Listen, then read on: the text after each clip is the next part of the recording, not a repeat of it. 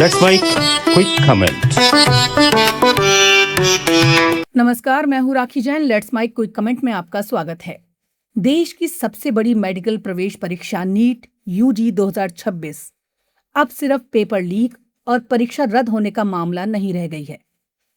ये लाखों युवाओं के मानसिक दबाव और टूटते भरोसे की कहानी बनती जा रही है। राजस्थान के सीकर में मेडिकल की तैयारी कर रहे एक छात्र ने कथित तौर पर आत्महत्या कर ली। परिवार का कहना है कि उसे 650 अंकों की उम्मीद थी, लेकिन परीक्षा रद्द होने के बाद वो गहरे तनाव में चला गया था। इसी तरह की खबरें गोवा, उत्तर प्रदेश और दिल्ली से भी सामने आई हैं। सवाल ये है, आखिर एक परीक्षा का रद्द होना इतना बड़ा मानसिक संकट कैसे बन गया? और क्या हमारा शिक्षा तंत्र छात्रों को सिर्फ प्रतियोगिता सिखा रहा है या उनसे जीने का संतुलन भी छीनता जा रहा है? आज के इस क्विक कमेंट में हम इसी बेहद संवेदनशील और गंभीर मुद्दे को समझने की कोशिश करेंगे। राजस्थान के सीकर में रहने वाला प्रदीप मेघवाल पिछले 3 साल से नीट की तैयारी कर रहा था। परिवार के मुताबिक उसे भरोसा था कि इस बार उसका चयन हो जाएगा, लेकिन फिर पेपर लीक विवाद सामने आया। परीक्षा रद्द हुई और अचानक उसकी सारी मेहनत, उम्मीद और मानसिक संतुलन जैसे टूट गया। ये कहानी सिर्फ एक छात्र की नहीं है।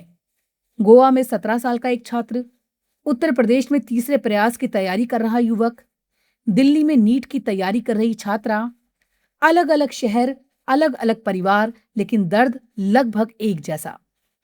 इन घटनाओं को सिर्फ व्यक्तिगत कमजोरी कहकर नहीं समझा जा सकता। असल सवाल यह है कि हमारी परीक्षा व्यवस्था ने छात्रों के मन पर कितना भारी दबाव डाल दिया है। नीट जैसी परीक्षाएं आज सिर्फ एंट्रेंस टेस्ट नहीं रही, वो लाखों परिवारों के सपनों, सामाजिक प्रतिष्ठा और आर्थिक भविष्य का प्रतीक बन चुकी हैं। एक सीट के लिए हजारों छात्र प्रतिस्पर्धा करते हैं। कई छात्र सालों तक कोचिंग शहरों में रहकर तैयारी करते हैं।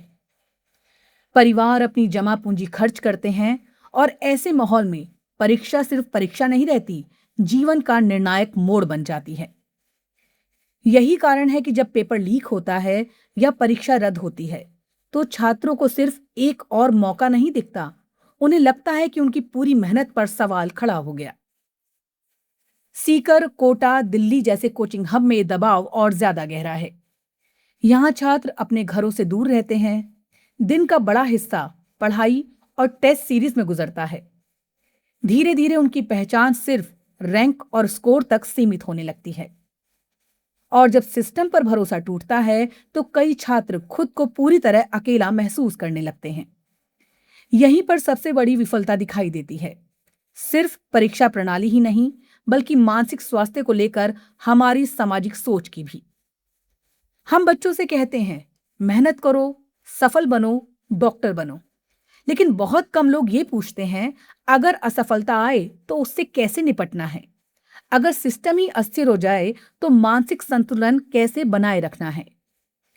इस पूरे विवाद में राजनीतिक बयान भी सामने आए हैं। सचिन पायलट ने इन आत्महत्याओं को बेहद दुखद बताया। विपक्ष लगातार सरकार और नेशनल टेस्टिंग एजेंसी की कार्यप्रणाली पर सवाल उठा रहा है। लेकिन इस बहस का सबसे जरूरी पक्ष राजनीति नहीं, संवेदनशीलता है। क्योंकि हर बार जब कोई छात्र आत्महत्या करता है, तो उसके साथ सिर्फ एक जीवन नहीं जाता, एक परिवार टूटता है, एक सपना खत्म होता है। और शायद सबसे दुखद बात यह है कि समाज धीरे धीरे ऐसी खबरों का आदी होता जा रहा है।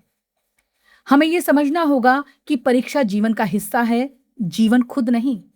सिस्टम को भी यह स्वीकार करना होगा कि सिर्फ परीक्षा कराना पर्याप्त नहीं है। पारदर्शिता, भरोसा और मानसिक सुरक्षा भी उतनी ही जरूरी है। अगर लाखों छात्र ये महसूस करने लगें कि मेहनत के बावजूद उनका भविष्य अनिश्चित है, तो ये सिर्फ शिक्षा व्यवस्था का संकट नहीं रहेगा, ये सामाजिक संकट बन जाएगा। स्कूलों, कोचिंग संस्थानों और परिवारों तीनों को मानसिक स्वास्थ्य को गंभीरता से लेना होगा। और सबसे जरूरी बात, बच्चों को ये एहसास दिलाना होगा कि उनकी कीमत सिर्फ एक परीक्षा या रैंक से तय नहीं होगी। नीट विवाद ने एक बार फिर दिखा दिया है कि भारत में प्रतियोगी परीक्षाएं सिर्फ अकादमिक प्रक्रिया नहीं, भावनात्मक और सामाजिक दबाव का भी केंद्र बन चुकी हैं। नमस्कार।